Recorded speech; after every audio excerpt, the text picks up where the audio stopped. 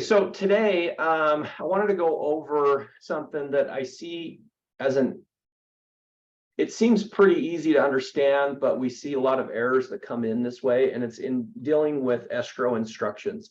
So before I talk about escrow instructions, I kind of want to give you an idea. Let's just give you a broad idea of what contracts are connecting people, because a lot of times we'll have the seller. So let's start with the seller and then the seller's agent. There's an exclusive right to sell that links those two people together. Okay. Then you have a buyer and you have a buyer exclusive buyer broker agreement that links the buyer and broker together. Okay. And then you have the buyer and the seller, and you want to link them together. You're linking them together with the REPC, the purchase contract. Okay. That's how that's being linked together. Now, the listing agent and the buyer's agent is being linked together through the cooperation of the MLS. That's where we're seeing the agreements with the MLS, the BAC. That's what's connecting those two. So that's a separate agreement in that holds us together. And what I'm seeing is that we try to use other contracts to negotiate terms. So in this particular example, we're looking at in commissions. We don't want to negotiate commissions in the purchase contract because commissions are not between the buyer and the seller. They're between the buyer's agent and the seller's agent.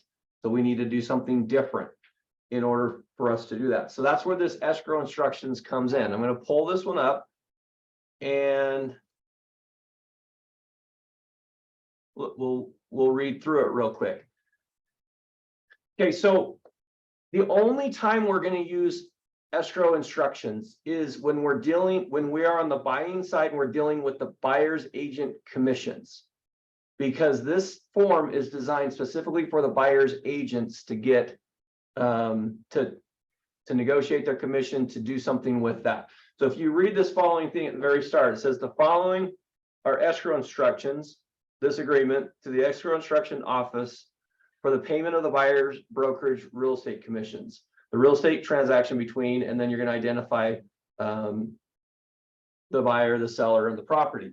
So the title company needs something in writing that's saying this is how we're dispersing our money. They cannot just say, oh, I'm going to put $500 over here, or I'm going to put, I'm going to take this number, I'm going to reduce it, and I'm going to put over in this number. They can't do that. They have to have something in writing for them to change that. So that's what this here is designed for. Is it's for the buyer's agent, the buyer's brokerage, to do stuff with their commission. Buyer commission agreement, the seller's brokerage and buyer's broker authorize the escrow office to disperse the payment commissions directly to the buyer's brokerage as follows. So you can do it as a dollar amount, or you can do it as a percentage. Then if you need to explain anything with it, you can put it here in this additional terms. Okay. Number 3, entire agreement. This agreement supersedes and replaces any previous compensation agreement between the seller's brokerage and buyer's brokerage, including, if applicable, compensation offered on the MLS. So if I have an MLS that's offering me 1%, and I negotiate with the seller's agent that they will give me an additional amount, this is the form that I'm going to use to do that. So let's say that I get a commission, and then on that commission, it's giving me an incentive of another $1,000 because I brought a full price offer by the end of the month. I'm going to put these on here unless that's directly from the seller, but anything coming from the listing agent side that we're negotiating commission, I want to put on the escrow instructions. So then the question comes, what do I want to do if I want to give some money back to my client, or I want to pay for a home warranty, or I want to contribute to my buyer's closing costs? Now, you can put in here, you could do the certain amount and then the additional terms, $500 or $1,000 going back to my seller. So I'm going to give you a reason why that's not the best way to do that. And you guys can decide what you want to do, because we see this, and I have the conversation quite a bit. about, do you really want to put $2,000 on the escrow instructions to give back to your buyer? And we want to give back to our buyers. So the conversation is always, yeah, this is how I want to do it.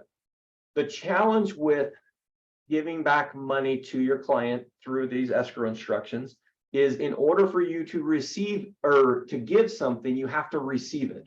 So even though you don't physically receive the $2,000, the paperwork is saying that you are getting money and then you are giving money away. So it creates a problem for us in the company. Okay, so you're saying, as an agent, you're saying, well, I didn't collect the $2,000, I gave it to my client. But what the numbers are saying is you actually collected it, then you gave it back. And when we have that, we have the problem with, Century 21, their franchise, where we do still owe our 6% on that. So if you look at it and say, let's say that we'll take a basic number, an example for you of $2,000. Okay, so $2,000 I'm giving back to my client. 6% on that is $120 that we still have to collect. And then if you have a split, that's anywhere from $200 to $400 on that. So you're actually going to have to come up with somewhere between $400 to $600, plus you'll have to pay taxes on that in the future. So just by giving that away in this manner creates a scenario where actually it's going to start costing you a little bit more. Obviously, if it's like $500, those numbers are going to be somewhere around $50, $60 versus, $500, $600 if you're giving $2,000 away. So the question comes is, how do I do that without having to pay any of that money? And the way that we do it is we need to not recognize it as commission. Now, if you think about it, a seller, so when in a transaction, the seller is paying a good portion of that commission. Okay, so let's just say a typical transaction, you're offered 3% BAC.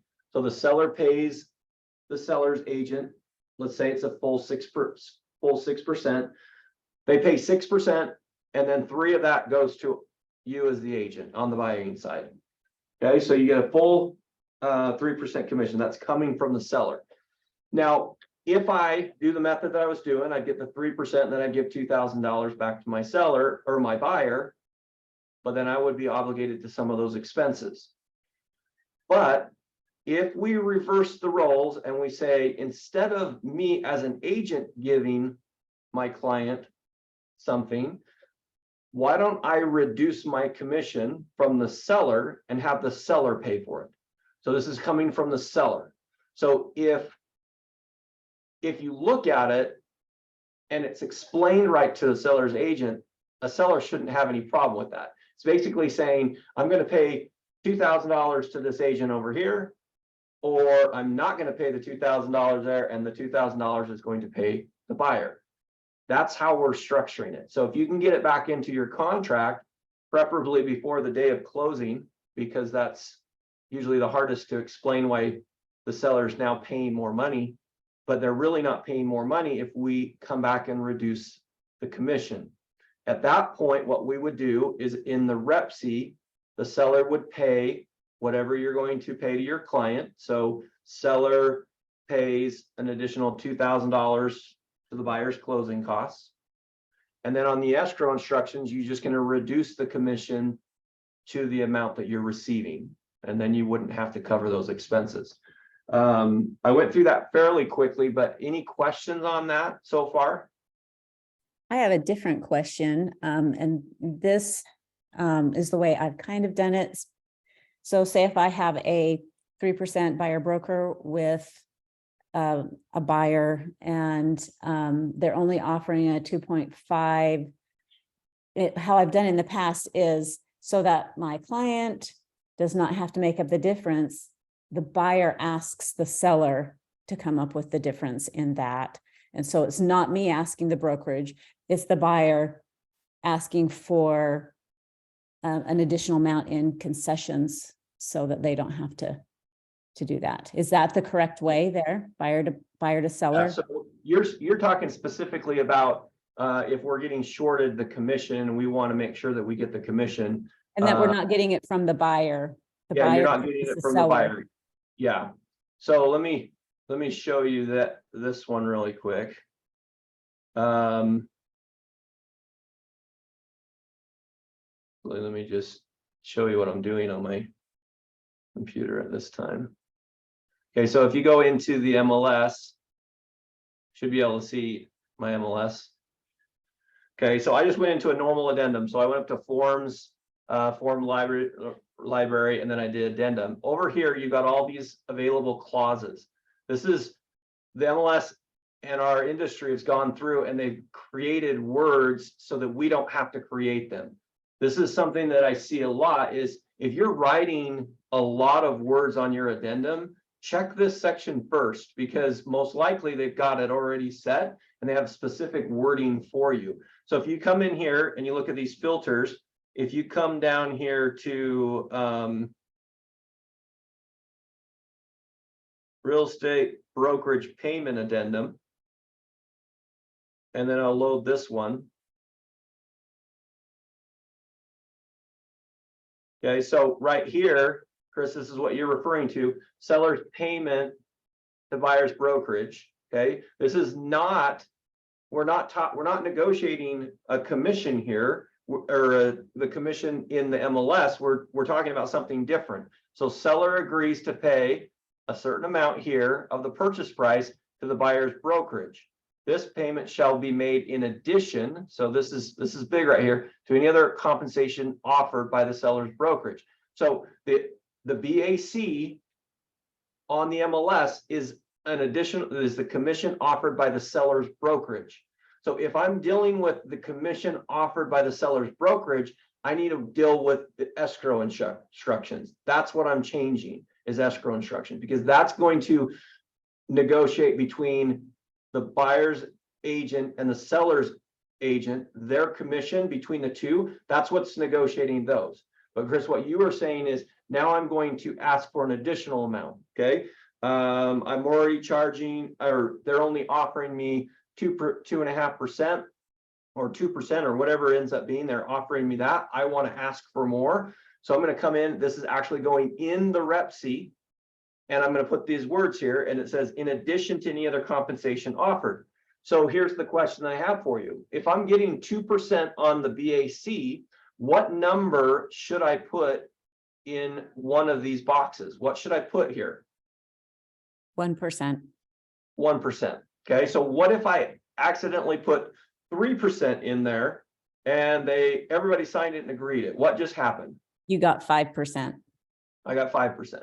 Okay, so that's one of the mistakes that I see happen a lot is we start looking at this as the commission side of it, where this is just an additional amount being paid by the seller, the provisions of this addendum. So goes back to our example to start. Let's say that on the MLS it says if you bring an offer before this date, let's say before June 1st, if you offer on this, seller will give an extra $1,000 to the buyer's agent commission.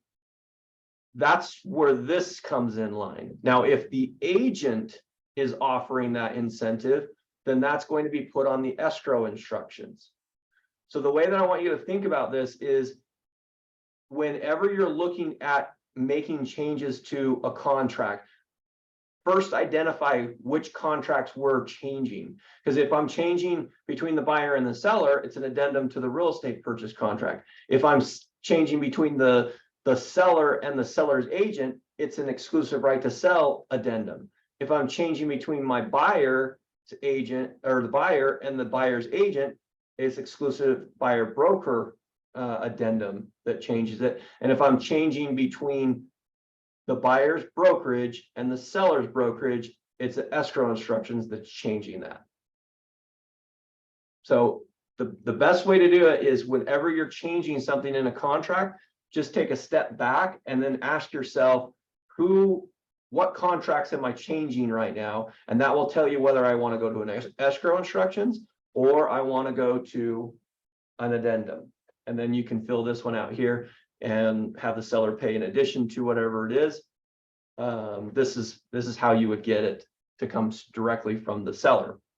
Now, what if the seller's agent wants to contribute? So now let's switch the roles for a second. Instead of being a buyer's agent, you now represent the listing, and you want to pay for the home warranty for the buyer because the seller doesn't want to do that. What form would I use in that particular case?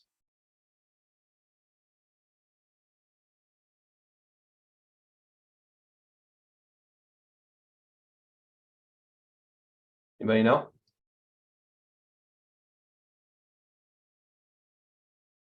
Okay, so if I'm dealing specifically with the seller, then it's going to be an addendum to the exclusive right to sell. And then I'm going to want to send that addendum to the title company so they have their records for it. So I've seen this come in where the buyer, the escrow instructions is talking about what's happening with the seller's agent and their commission.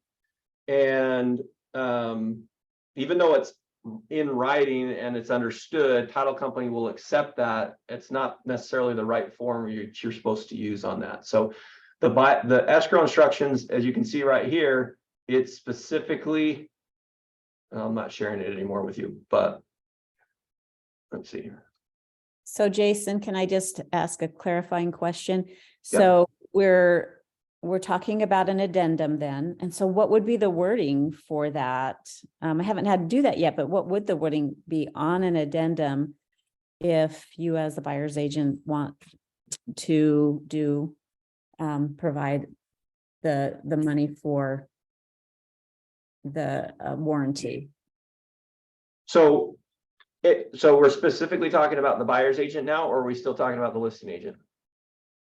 Oh, I thought we were talking that we weren't talking about the listing agent, that they weren't providing, the seller wasn't providing a home warranty, so that as the buyer's agent, we wanted to. Yeah, okay. So in that example, I was specifically talking about if we were dealing with the listing agent going to provide it, like say the listing agent was going to pay for it, that was on the exclusive right to sell. But let's go back to your scenario and say, okay, if a buyer's agent wants to provide, like you as a buyer's agent says, okay, they're not going to provide the $500, $600 for the home warranty, but I want to provide that for them. The best way to do it is to reduce the commission and have the seller pay for it. So the seller says, I don't want to pay for a home warranty. That's okay. But if you can show them that they're not paying for it, that you're reducing your commission by $500 and then still have the seller pay for it, you're actually going to be in better position. But let's say that they come out and they say they can't. That's in these additional terms here that you're going to contribute the $500 to that, but to the buyer's home warranty. The problem that creates for you, this is why I think it's important to understand how to explain it to the seller so that they cover it, and then you just reduce the commission. So it's a net wash for the seller. Is if you can't explain it to them and they don't want to do it, it's like you're receiving the money and then you're paying it out. So even though $500, you know what's $500 and times a 6%, $30 plus the split on it, you're probably going to be out $60 to do it that way. That's why I see a lot of agents don't want to change it. I just want you to understand that there's a better way to do it. So the better way would be still have the seller pay for it, but if the seller's not willing to do it, reduce your commission by $500 with the escrow instructions. So you're going to go into your escrow instructions, reduce the commission by the $500, so the seller is still netting what they were originally netting, but it's still going through the REPC. Does that make sense? That makes perfect sense. Yeah, great way. So I see that the home warranty one all the time coming through on the escrow instructions, which is fine. I personally like to keep the extra $60 in my pocket if I can, but a lot of times it's right at the very end, and so they don't want to change it. But if you just go into it going, okay, this is what I'm going to do, this is how I want to provide something nice for my buyer, or I want to do something nice for my buyer. Anytime you can get it to come from the seller side of it, and then just reduce your commission, then you're not going to be penalized on it. You're not going to recognize that money coming in. You're not going to have to pay taxes on that money coming in, and you still will be able to contribute to your client in any way you possible. Okay, any other questions about this?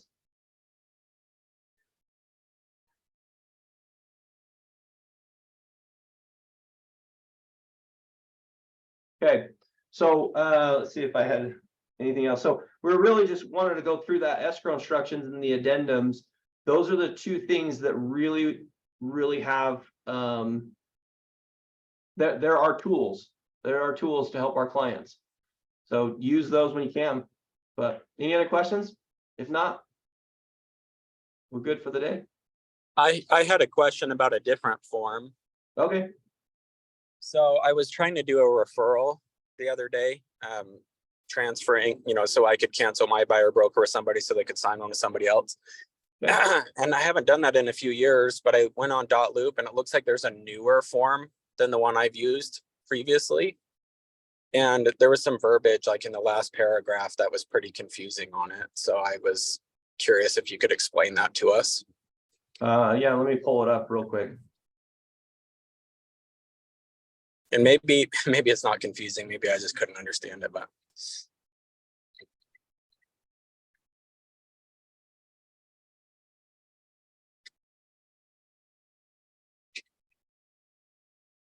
All right, let me just see. Okay, I'm going to share this one. Tell me if this is the one you're talking about.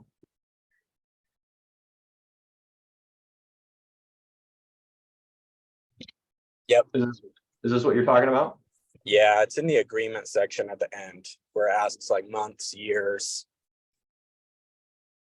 I was just kind of curious what point it was trying to get across. Here, right here, this agreement. Yeah. Okay, in consideration for the receipt of the referral.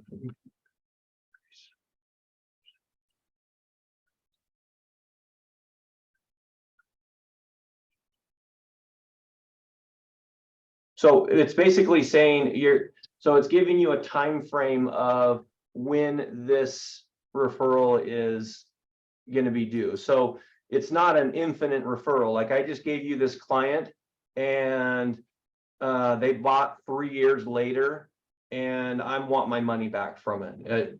This gives you a chance to specify like how long this agreement is worth. We had some agents come back and they said, I referred this client. And when we talked to the other agent on the side, said they bought like 3 properties now. Like the agreement was with the first property and now I've worked with them for years and they're still buying them. Like this just helps you distinguish like how long this referral is good for. Okay, so if my buyer broker is for a year, I'll just put like 1 year in that checkbox and then that would probably be sufficient. Uh-huh. Okay, for some reason, I'm like, oh, do they have up to 12 months to give me my referral fee? Like once they've closed, I was kind of confused. So no, this is referring as if within those 12 months something happens, then they send it to you. But okay. And then I had another question on the same thing. So where it says like, recipient broker, referring broker, we have all that information, emails and whatnot that we can share. And then on the principal client, I don't have like their address or anything. Does that matter? Or if I just put the principal client's name in there, is that okay? So keep in mind that what we're trying to do here is be able to identify the person that we're referring to them. So if you only have their name and somebody else comes in and they have a similar name or they change their name so like that, then you might use addresses, you might use that to really identify it. This is just trying to get as much information so that if we had to go back and fight for the referral to be paid, we can say, this is the person we were talking about. This is where they live. This is their address. This is their phone number. So if you don't have that information, all you have is the name and we get the referral, then it's not a big deal. But if they come back and they say, well, that's not the client that you referred me to. You referred it to it was somebody else and that's not Gotcha. there, then without being able to identify it, how would we wouldn't be able to fight it. Sure. And I have their phone number and email. Do you think that would be sufficient to help? Yeah. Yeah, Okay. I think the more information you can get, the better. Awesome. Cool. Well, that clarifies my question. Okay, perfect. Anybody else have any questions? Okay, well, you guys have a fantastic weekend. As always, if you have any questions, reach out to Russ or myself. Thank you guys. you. Yep. Thank Enjoy you. your Thank you. weekend. Yeah, you too.